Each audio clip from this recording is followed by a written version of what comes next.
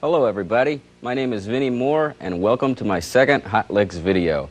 I have a few different things I'm going to talk about today, but before we get into them, let's tune up real fast.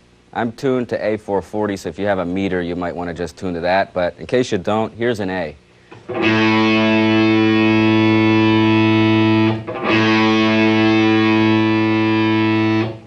Okay, there you go. Alright, the first thing I'm going to cover today is a section on triplet picking. The triplet can be a good vehicle to use for speed picking and also for moving around to different positions on the neck pretty conveniently. So I'm going to cover some really simple ideas that are basic and show you how you can build them up to come up with some cool sounding ideas. Okay, I'm going to base this section around the key of D minor just for the sake of simplicity. I'm going to start off with some descending triplets. All right, the first thing is going to be a simple three-note descending triplet containing the notes F, E, and D. And one thing we can do with that is move it up the neck or up the D minor scale diatonically on one string and come up with this. I'll play it fast for you and then I'll slow it down.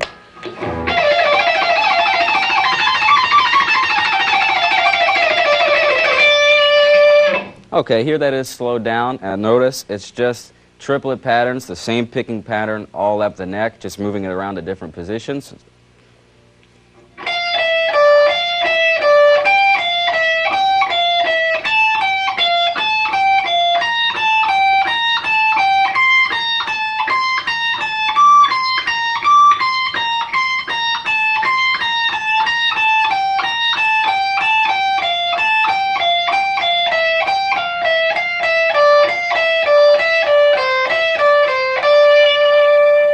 There you have it, a real simple triplet idea, and you can use it to build up a cool sounding lick. Now let's take that same principle, but instead of using just one string for this idea, let's move the lick across all the strings, right down the D minor scale like this.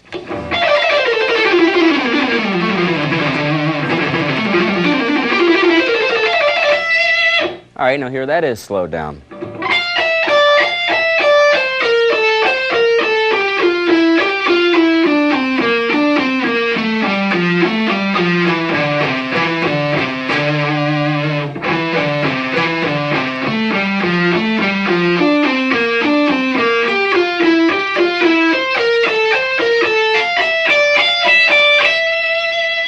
Alright, so there's another example of what you can do with that simple triplet. Now let's take a two-note group here and build 6 notes, 2 triplets on 2 notes. The basic 2 strings, excuse me. The basic pattern will be this. We can take that and move that up the neck and then also move it down the scale just like we did the single note triplet. So here it is.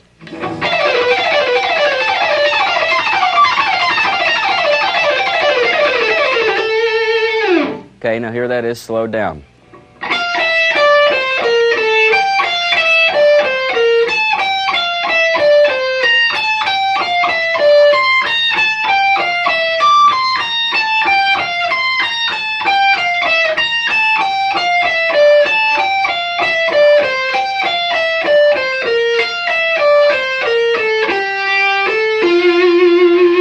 All right, now let's take that and move it across all the strings down the D minor scale.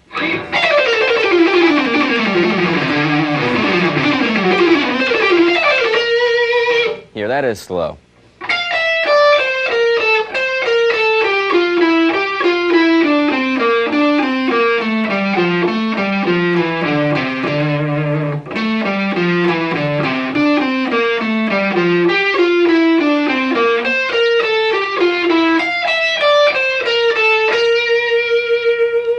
All right, so there's a bunch of different things you can do with a simple descending triplet. You know, you can build a bunch of cool licks from that. I'm going to give you an example here. I played on a Pepsi commercial a few years ago, and I used one of these very licks that I just showed you. So I'll show you what I'm doing here just as an example of how you can use something really simple to kind of build an exciting lick. Okay, now this is in the key of A minor, and it's kind of a build-up type of thing using the two-string triplet pattern. So here it is.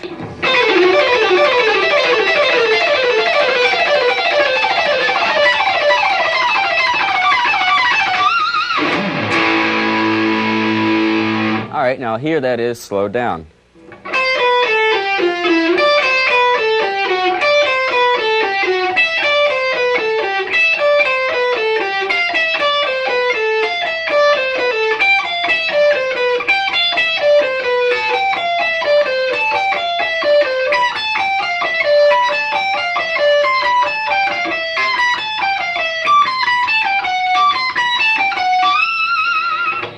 All right, so that's an example how you can take a simple idea and build something cool sounding over it. It's just a real basic two-string triplet idea. All right, so in the first group of things there, what we did is we used a descending triplet. Now we're going to turn it around and use an ascending triplet. Instead of playing F, E, and D, we're going to play D, E, and F. And we can go through all the same steps, basically, and come up with a whole new group of licks. So the first one is going to be taking ascending triplet, moving it up one string right up the D minor scale.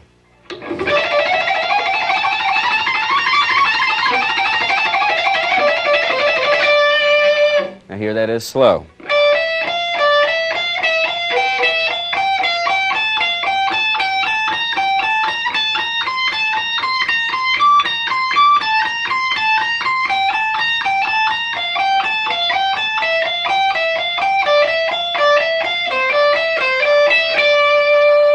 All right, now let's take that same idea and move it across the strings down the D minor scale.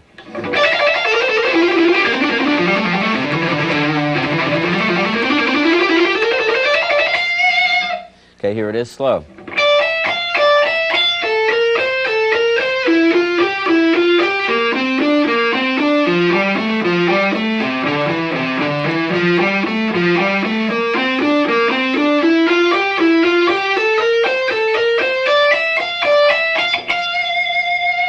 All right, now let's use an ascending group of two triplets using two strings, and the basic pattern will be this. And let's take that and move it up the neck.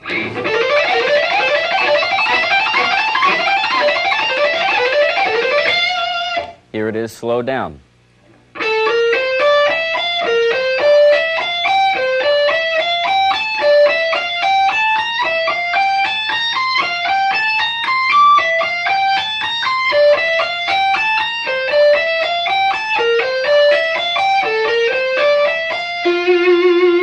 That's a real common lick to people who are first getting into the fast picking type of stuff. I know when I first started getting into it, it's one of the very first licks I got into. I think I picked it up off a Demiola record. It's a really nice lick. So let's take that same thing and move it down the scale.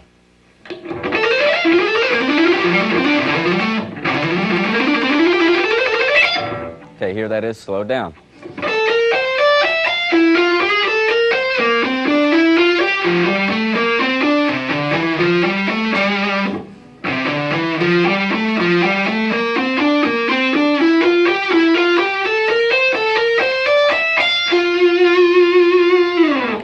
So there are some examples of an ascending type of triplet and how you can build up a bunch of cool ideas from that. Now one thing I want to mention here is I'm showing you things in a particular key and in particular positions and also on like particular groups of strings like say the E and the B string, but don't limit yourself to just those particular areas. I'm just showing you as an example for the sake of simplicity. There's an unlimited amount of possibilities you can do with simple things like this, so experiment and try to move it around and come up with as many ideas as you can. For instance, that last idea, move that around to every position you can think of in the D minor scale and come up with a bunch of different sounding runs.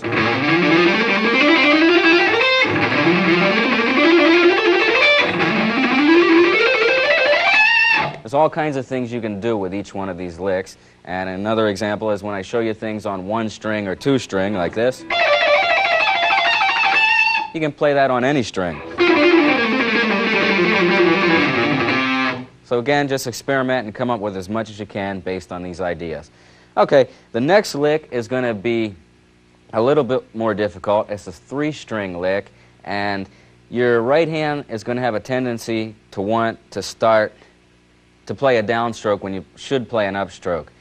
So I'm going to play the lick, and I'll slow it down for you, and I'll show you what I mean. You know, some of the groups of strings are going to start with a downstroke, and some of the groups are going to start with an upstroke. And for some reason, you know, the right hand has a natural tendency to want to start each new lick with a downstroke. But make sure you really work on consistently picking down, up, and, you know, keep that together. Okay, so here's the lick.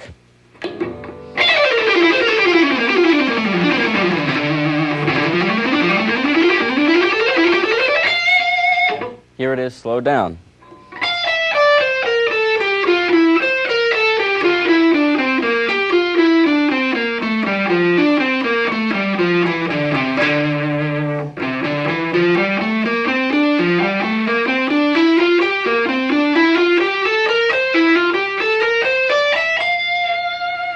So if you notice, each lick basically lasts for 9 notes and has 3 strings. It involves 3 strings. And since it's an odd number, every other picking stroke for every other run is going to be a downstroke. But, you know, as I said, your right hand's going to want to start each lick on a downstroke, so make sure you really concentrate on that and start every other lick on a downstroke and every other one on an upstroke. All right, now I have 3 more ideas here for picking. These are common licks that I like to use a lot. And the first one would be this. Slowed down, that's just a basic pattern.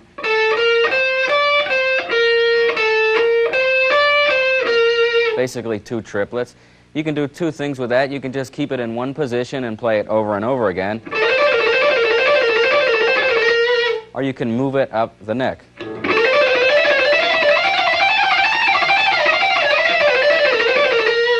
And here that is slowed down for you.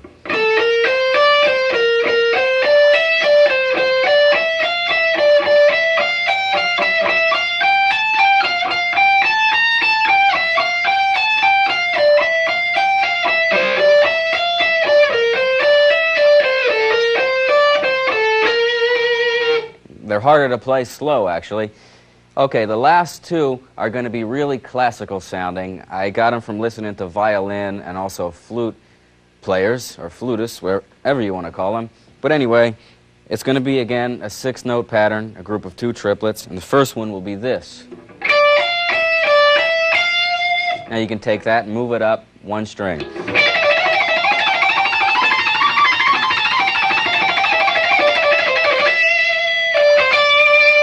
All right, here that is, slowed down.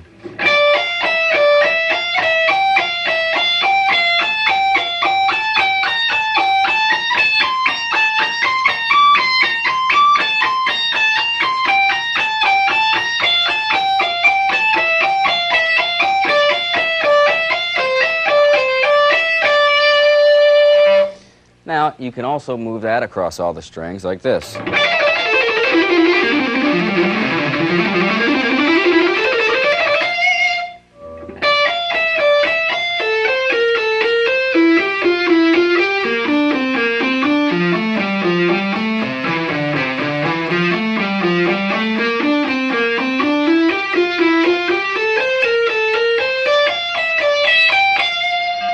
Okay, now let's take that and make a 2-string idea out of it like this.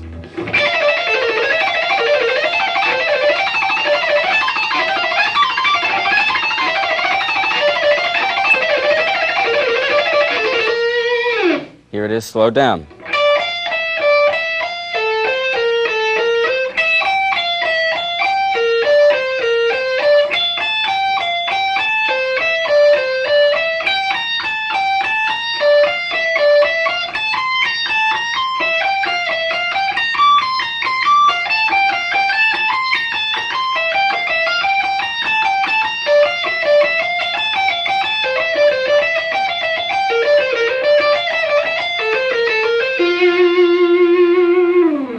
right, so there's a few things you can do with that one particular triplet idea. So the next and final lick is going to be that same type of thing, but actually backwards. It's going to be this. That'll be our basic lick, and we're going to take that and move it through all the same stages. So here it is, up one string.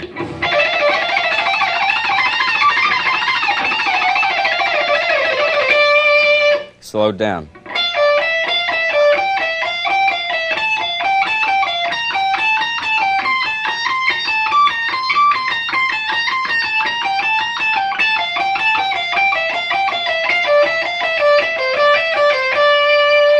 Now move it across all the strings.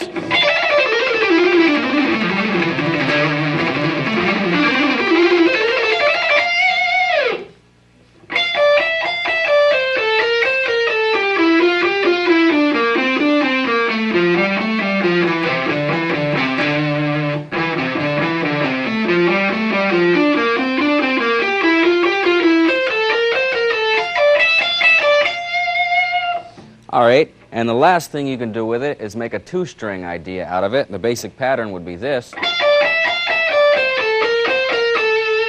Let's move that up the neck.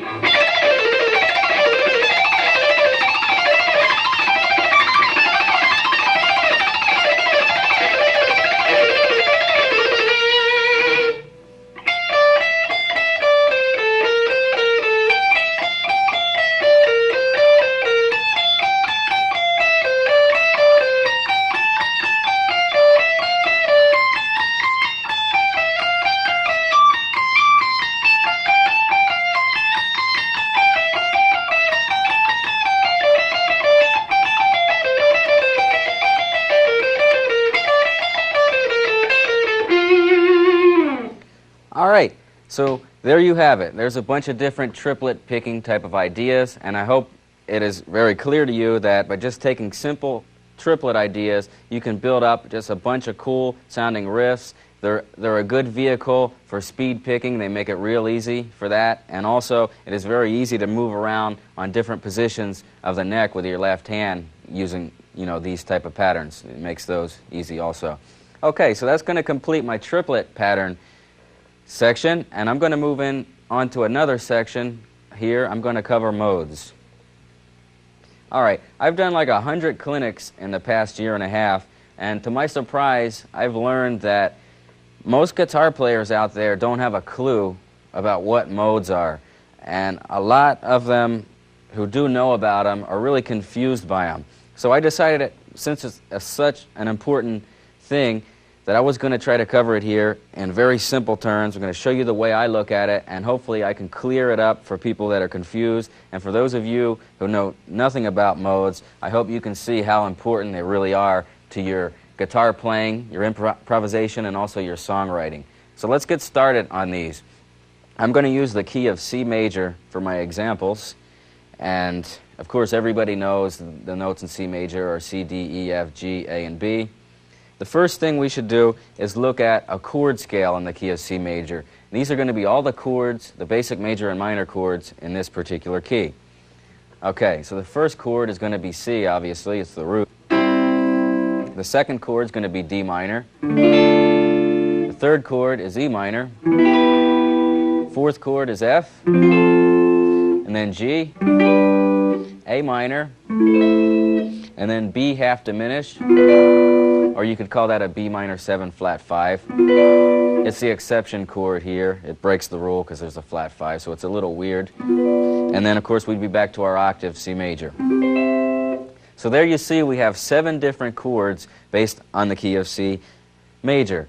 And it's really important to know that each chord is related to the key of C major. None of the notes in any of the chords goes outside of the key of C major. Everything is related. It's all the same notes, but just starting from a different point within the scale. So the first thing to learn about modes, which is actually the hardest, is remembering the stupid names. You know, some guy probably 15,000 years ago named these, and he probably did it just to confuse us guitar players in the 20th century. But anyway, it's real important to remember the names of these, so I'm going to give you the names, and through the magic of television, we'll flash them across the screen. Okay, the names of the modes are Ionian, Dorian, Phrygian, Lydian, Mixolydian, Aeolian, and Locrian. Told you that was pretty weird.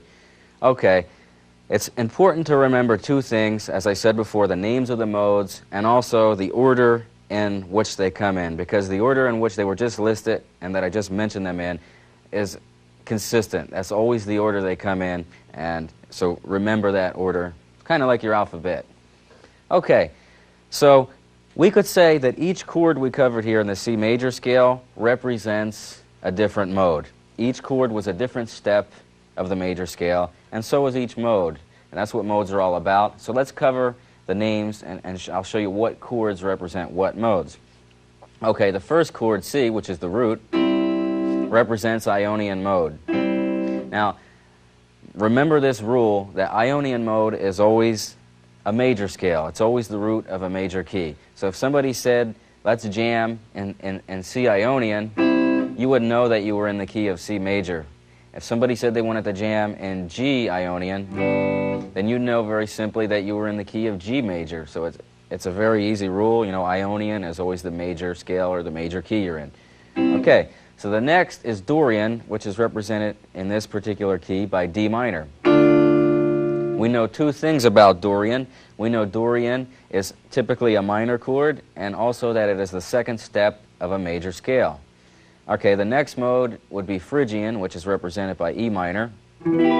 Phrygian is typically a minor chord, and also it is the third step of a major scale. Okay, the fourth step is Lydian, which is F in this case. The fifth step is Mixolydian, which is major, which is G. The sixth step is A minor, which is Aeolian. Now, okay, here's rule number 2. Everybody knows that a major key has a relative minor. In this particular key, C major, the relative minor is A minor. And this represents Aeolian mode. So the rule is Aeolian mode always represents the minor scale or the minor key that you're playing in. So remember that, because it's going to be easy to relate things to that later.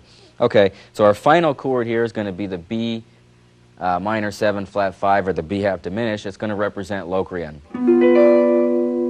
This is the weird one in the bunch. So that completes the 7 different modes. So I showed you all the chords in a major scale, and we showed you what chords represent what modes by the name. Okay, so the next thing I recommend that you do is put all these chords on tape, either with a drum machine or a click track so you can keep time, and practice playing a 1-octave scale over the different modes.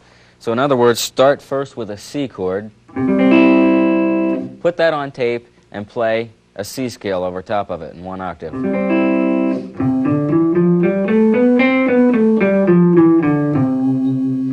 And that'll give you an idea of what Ionian mode sounds like. So let's move up to the next chord, or the next mode, which is Dorian. Here, put a D minor on tape, and play a D Dorian mode.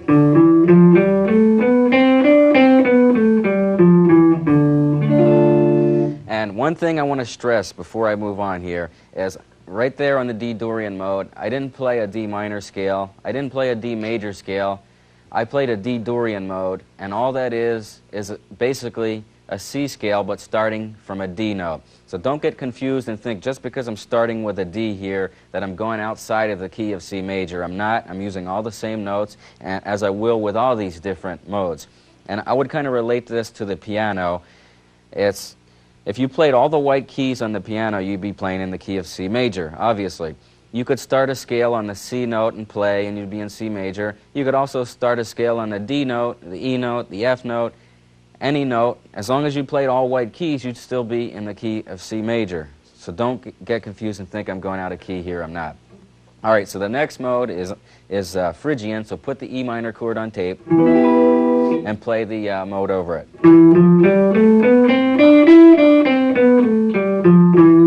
Okay, then move up to the F chord, which is Lydian. And that gives you a good idea of what the Lydian mode sounds like. And then the next chord would be G, which would be Mixolydian, and play that particular mode over top of the G.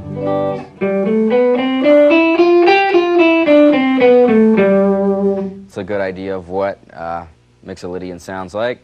The next mode is Aeolian, which is A minor, which we said was the root of the minor scale. We put that on tape and play a 1 octave scale over it.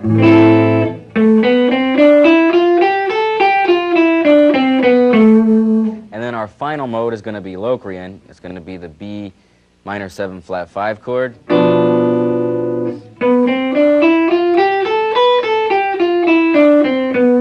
So that gives you a good idea of what Locrian mode sounds like. Okay, so we went through all the different chords, modes here, and we played a 1 octave scale over them. And the whole point, really, in this was to show you, basically, that we're not going outside of the key of C major. We're just starting at different points in the C major scale. Many people get confused by that and think you're, like, changing the notes in the scale, and they get really confused, but, you know, don't let that happen. You're basically only in one key here, but starting at different points. Okay, so now what we're going to do is we're really going to define the sound of the modes. What we're going to do is take one bass note, and it's going to be a B here, and I want you to put this on tape and play all the different modes over this B note. So in other words, we're going to play B Ionian, B Dorian, B Phrygian, B Lydian, B Mixolydian, B Aeolian, and B Locrian. So we're going to have a bunch of different modes all over the B note, and this is going to help you really hear the different and the tonalities of all the different modes. So the first thing we're going to do is want to build a B Ionian. Now, as we said before, B Ionian, the Ionian mode is always a major scale, so very simply we're going to be in the key of B major. So put a B note or a B major chord on tape and then play the B scale over it, and then improvise with it a little bit just to get the feel for what it sounds like.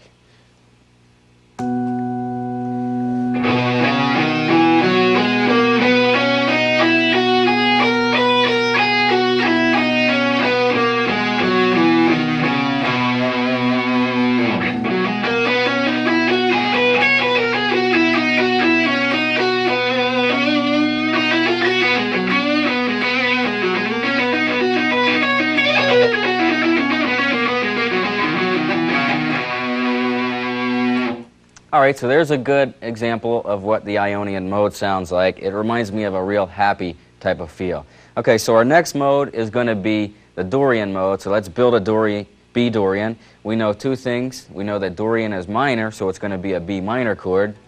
And we also know that Dorian is the second step of a major scale. So the way I look at this is, rather than, you know, remember all the notes in a Dorian scale, you know, the typical way it's taught is like that Dorian is a major scale with a sharp this or a flat that, you know, who really cares? All you need to do is relate it to the basic key you're in. And since we know that Dorian is the second step of a major scale, then obviously the first step is A. So very simply, you know you're in the key of A major, but you're playing over the second chord, B minor, and you're starting with a B note. So put the B minor chord on tape and play the B Dorian scale, which is going to be the A major, starting with a B note.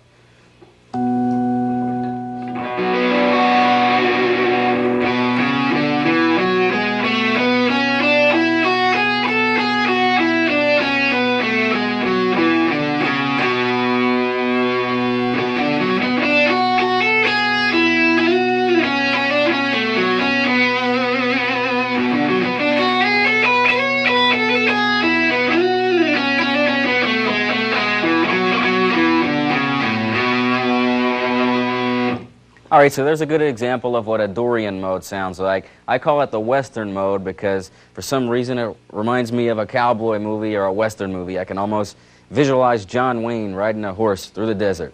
It might not remind you of anything like that, but I think it's real important to get a visualization of each mode or each sound, because if you can kind of be reminded of a different feeling or a different, even a song or, you know, a Western movie, whatever. If a mode can remind you of something, then it's going to be easier for you to remember the sound of that mode, and I think it can be real helpful in the long run. So try to visualize the sound. You know, put it into some thoughts in your head so you can easily remember it.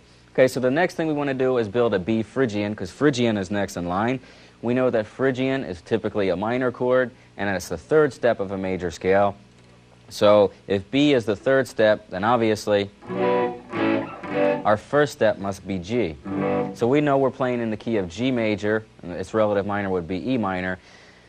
So we'd be playing in G major, E minor, but starting with a B note over a B chord. It's as simple as that. So put the B minor chord on tape, play the scale over it, and then improvise to get a feel for it.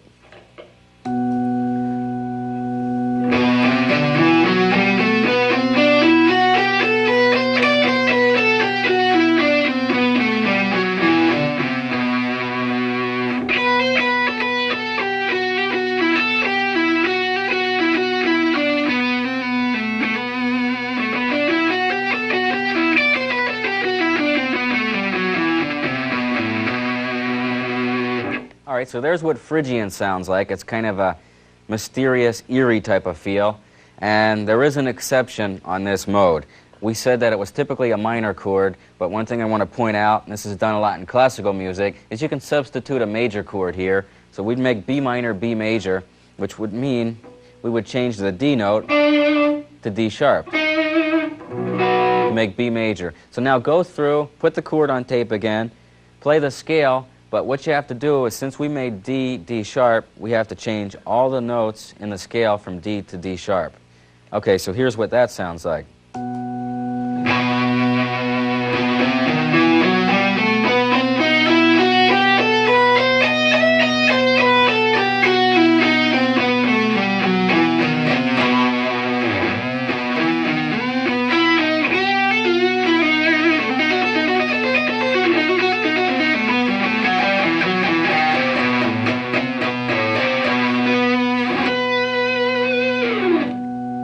Alright, so there's the other way we can use a Phrygian mode. Again, that reminds me of something really mysterious and like an eerie type of feel, almost a little bit Egyptian. Okay, so our next mode in line is Lydian, so we're going to build a B Lydian. B Lydian. Lydian is a major chord, so it's going to be B major. And Lydian is the fourth step from a major scale, so very easily we can find out that the first step is F major, so we know we're in the key of F major, and the relative minor would be E flat minor. So let's play that scale over the B chord, which is going to be Lydian mode.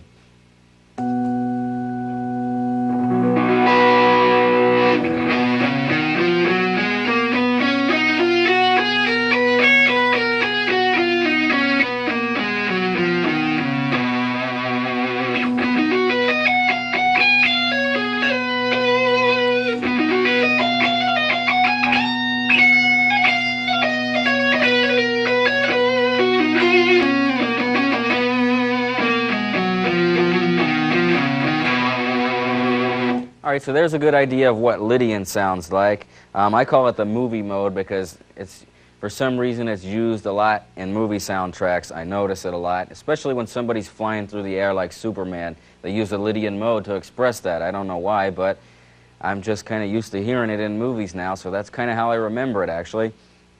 So, you know, again, put that on tape and play the Lydian mode over it. One thing that really defines the Lydian mode is that there's a tritone. Over the B chord, we have an F note in there, which is really kind of weird, but if you play the B and play the F in a higher octave, you get like a really cool kind of effect.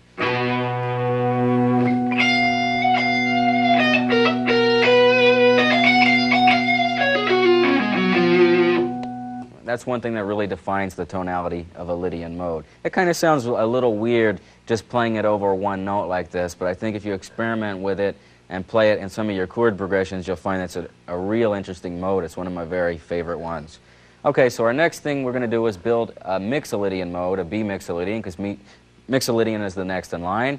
So we know that Mixolydian is a major chord, so it's going to be B major. And we also know that the Mixolydian mode is the fifth step of a major scale, or we know that Aeolian follows Mixolydian.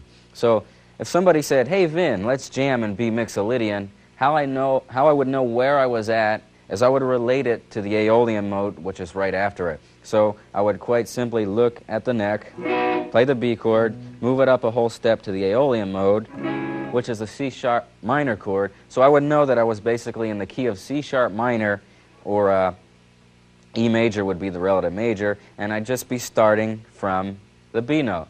So put that on tape and play the C sharp minor scale starting with B, and you'll get the Mixolydian tonality.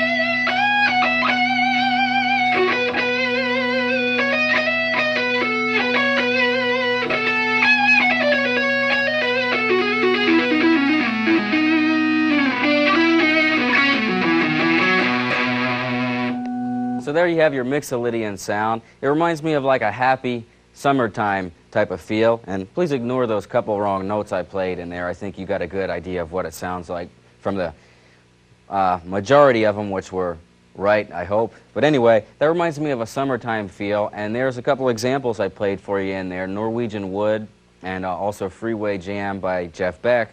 So again, I told you to try to visualize something to remind you of the mode. You can even, remember songs. And, the Norwegian Wood is a really strong type of tonality. You can remember that very easily. So if you have trouble remembering Mixolydian, you can think of that, and it'll give you a feel for what it's all about.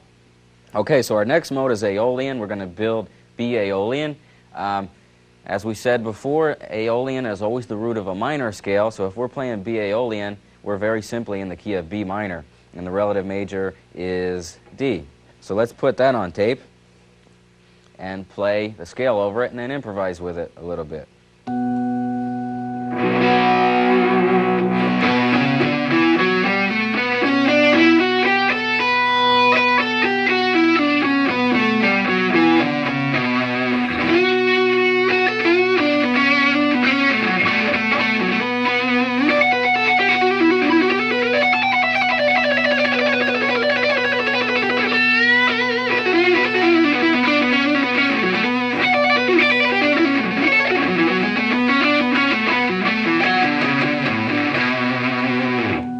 Alright, so there's B Aeolian. That's one of the most common modes, Aeolian and Ionian, because they're just basic major and minor scales.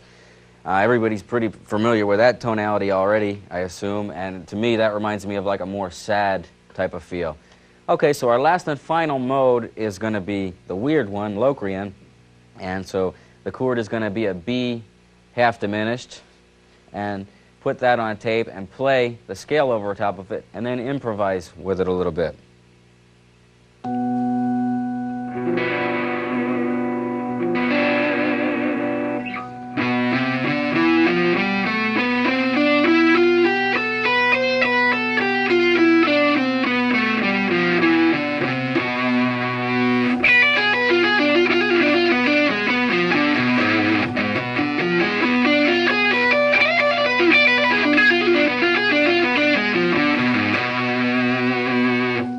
So there's what a B Locrian sounds like. I told you it was pretty weird. And by the way, how we find out what key we're in right there is I would relate it to the Aeolian mode, which is right before it, so I would know if we were playing B Locrian that we were in the key of A minor, or also the major scale is right next to it too, the Ionian.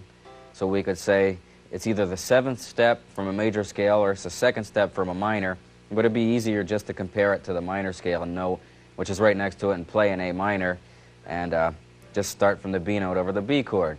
To me, that's the most difficult lick to play over. It's a little too weird for me. I'm not real comfortable with it, but the best way to do it, or what I normally do, is just to play a bunch of diminished triads over top of it.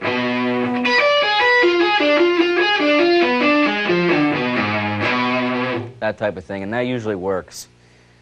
Okay, so that pretty much completes the mode section here. We did two things. I showed you a C major scale and how we named all the modes and showed you the intervals and how we were basically still in the key of C major. We didn't step outside.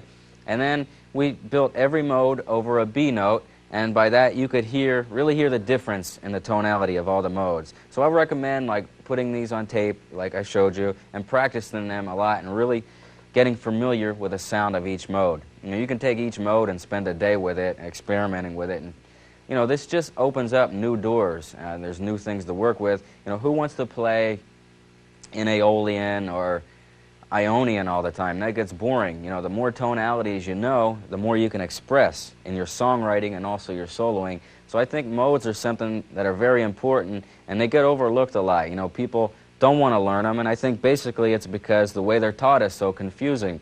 And there's no reason they have to be confusing. A mode is just a different step of a major scale. So try to work with these and get them down and come up with a lot of cool ideas, and you'll find that they'll really open up a whole new dimension for you.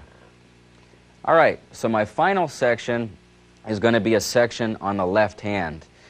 On my first Hot Licks video, I put a lot of emphasis on the right hand with picking exercises and things like that. And a lot of people at my clinics asked me if I would cover some things on the left hand, and I think it's real important, so I'm going to base my final section on the left hand. And I'm going to break this section down into two parts.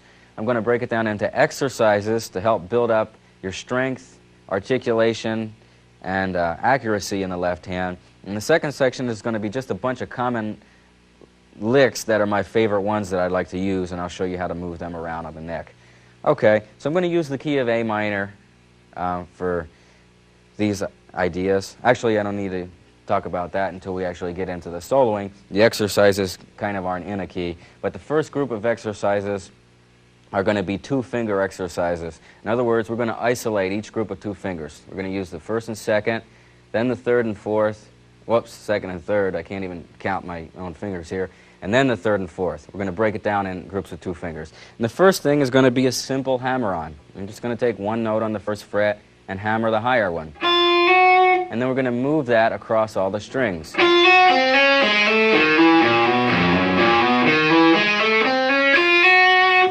Okay, now we'll do that same hammer-on thing with the second and third fingers.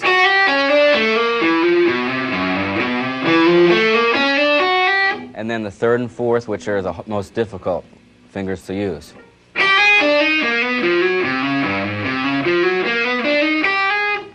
Okay, so now we're going to do that same thing backwards. We're going to use a pull-off, so we're going to start with a higher note and pull off to a lower one. And let's use each group of two fingers for those also across the strings. Then the second and third. And then the third and fourth. Okay, now what we're going to do is a hammer and a pull. So we're going to play a note with a pick, hammer a higher note, and pull back down to the original note. So it's kind of a trill type of idea. We're going to go through all the same groups of two fingers.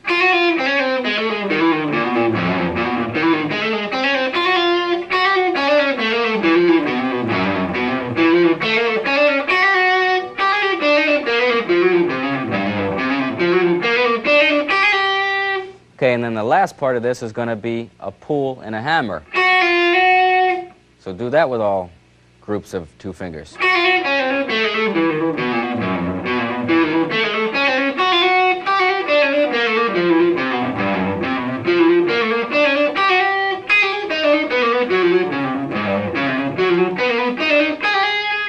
So that completes the two-finger exercises, and I'm sure they sound really boring, and they're a little boring to play sometimes too, but they're really going to help your left hand if you can do these over and over again.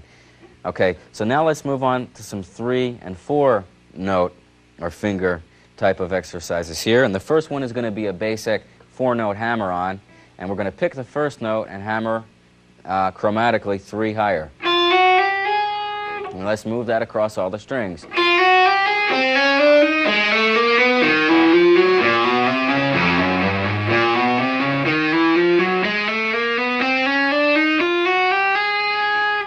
All right, and you can take that and move it up a fret at a time too if you want to keep doing it over and over.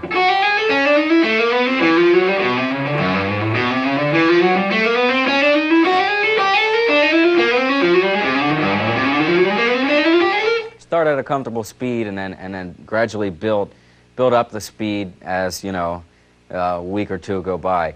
But one thing I would recommend with these exercises is using a metronome, especially in this example, because your fingers are going to have a tendency to want to rush the notes and not hit them right on the beat. So if you use a metronome, it'll really help your timing, and you'll be able to, you know, monitor how each finger should hit the note right on the beat. Okay, so the next thing is going to be pull-offs using 4 fingers. So we're going to start with a higher note and use a bunch of pull-offs.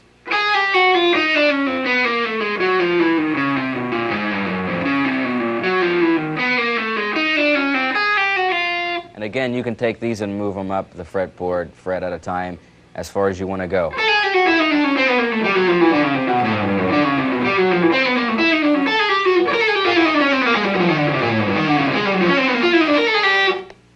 All right, so now let's do some 3-finger exercises. Let's use the first, second, and third finger and do some hammer-ons and then some pull-offs.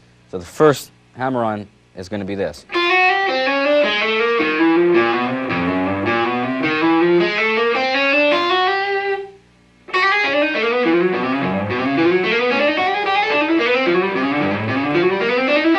Again, take that and move it up the neck as much as you feel you need to do it. And then we're going to do some pull-offs here using 3 notes, 3-2-1 pattern.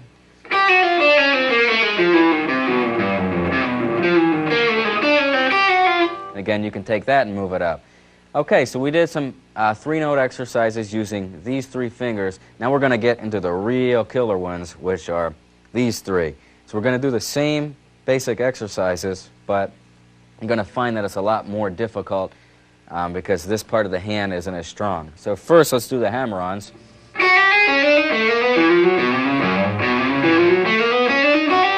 Again, take that, move it up the neck. You know, keep doing it over and over, and you'll find it'll help a lot. And then the real killer one is going to be the pull-offs here, 4, 3, and 2.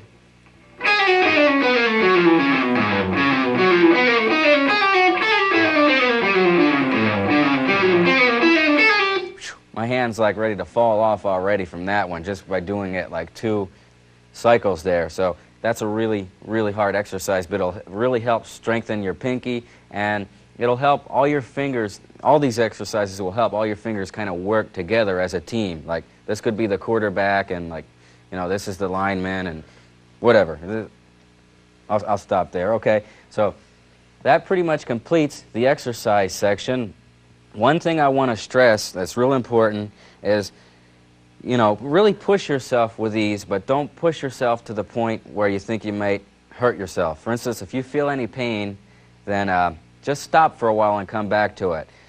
To be honest, when I went through these, what I would do is I would always push my left hand. You know, it would get tired, but I would keep pushing it and pushing it.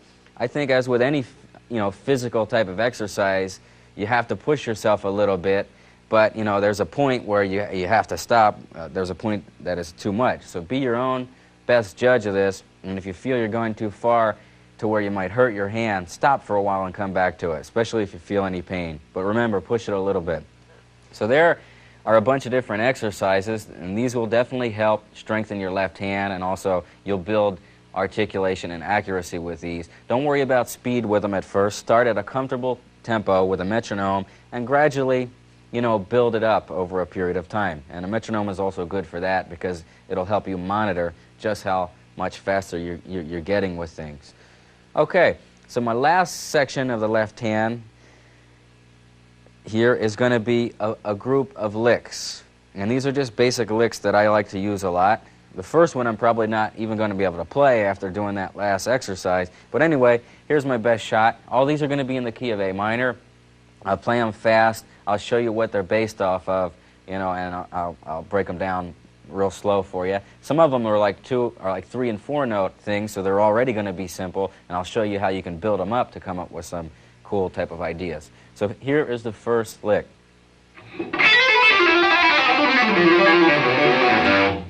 All right, now I'm going to show you what that's based on. It's based on a simple group of 8 notes, and here it is, the basic lick.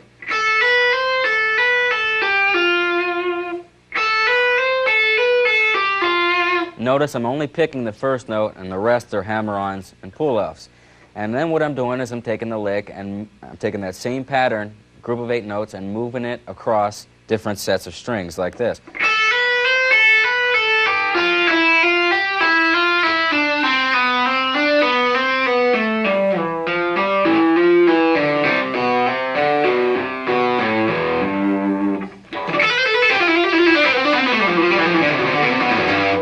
And notice I'm only picking the first note in that whole lick. You know, I'm picking the A note, and from there on it's all left hand. It requires a lot of physical strength, and I think the exercises I just showed you will really help you build up that if you don't already have it. And one thing that you'll find is that by tensing up and really trying to play hard with your left hand is going to be the worst thing you can do. The more you practice the exercises I showed you, the more you'll learn how to relax your left hand and just be really light, and you'll be able to do, you know, licks like this, you know, very light with no tension in your arm, and it'll be a lot easier than trying to play it hard. Okay, so my second idea is going to be based on 2 strings, and it's going to be something that moves down the neck and back up the neck, and here it is.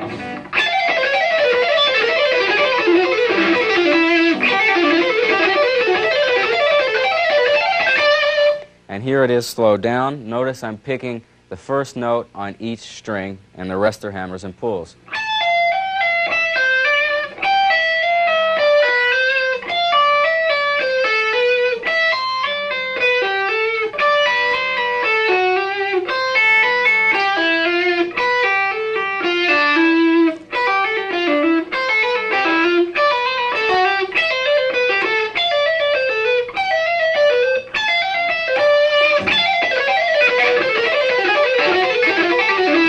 There's a cool idea.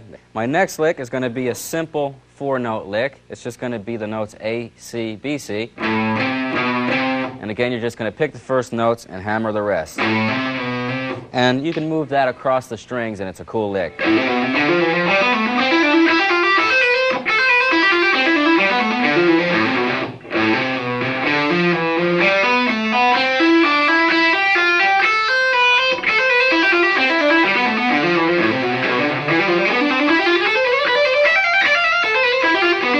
So there's a bunch of different things you can do with just that basic, simple 4-note idea. Now here's a 3-note idea. It's going to be the notes C, A, and B. And you can take that and move it across the strings.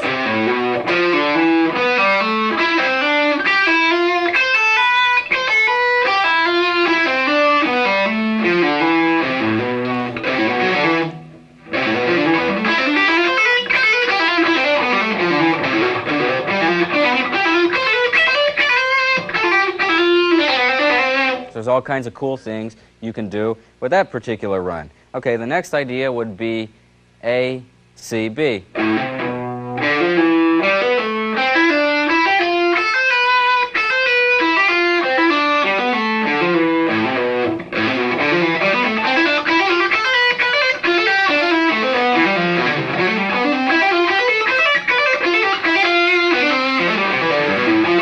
There's all kinds of, you know, neat little ideas you can do with that idea also. Okay, now another cool thing with hammers and pulls and the left-hand type of playing is to use it with pentatonic stuff. So let's take some pentatonic licks and break them down.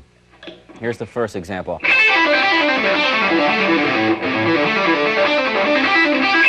Here it is slowed down.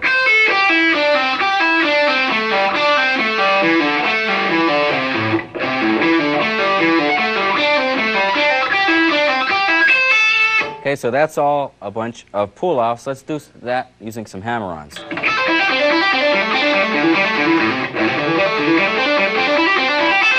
All right, now let's slow that down.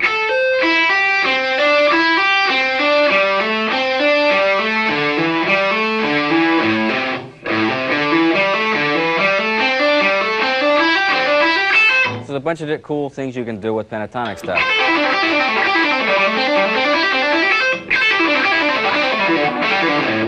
All right, here's one of my favorite ideas using stuff based on pentatonics, but it kind of goes outside the pentatonic scale, but you'll get the idea. Here it is.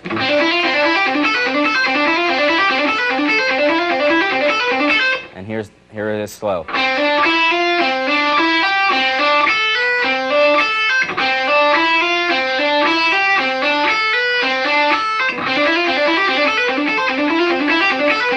And that's just a series of hammer-ons. Now, another cool thing you can use here is diminished type of runs. I'm going to play you a diminished run that I played on my latest record, Time Odyssey. It's in a song called, what is that song called? Race with Destiny. Here it is. I'll play it for you and I'll slow you the diminished run down.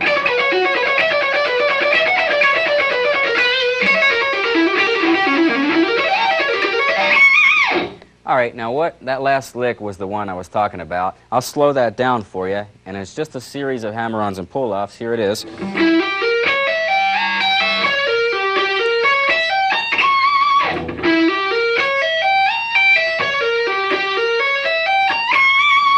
A lot of my friends were complimenting me on that, how fast I picked that particular line. I never told them that it was all hammer-ons and pulls, so if you happen to see any of them, don't even mention it to them. But you know, that's just another example of how you can take some hammer-ons and do some diminished type of runs. It's really hard because they're wide stretches and also because you're skipping a string in there, but if you work on it, you can come up with some cool things based on this idea. There's all kinds of things you can do.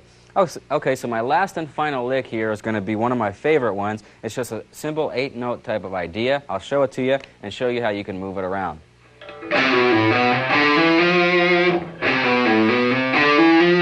Okay, now here's what you can do with it. You can move it across the strings.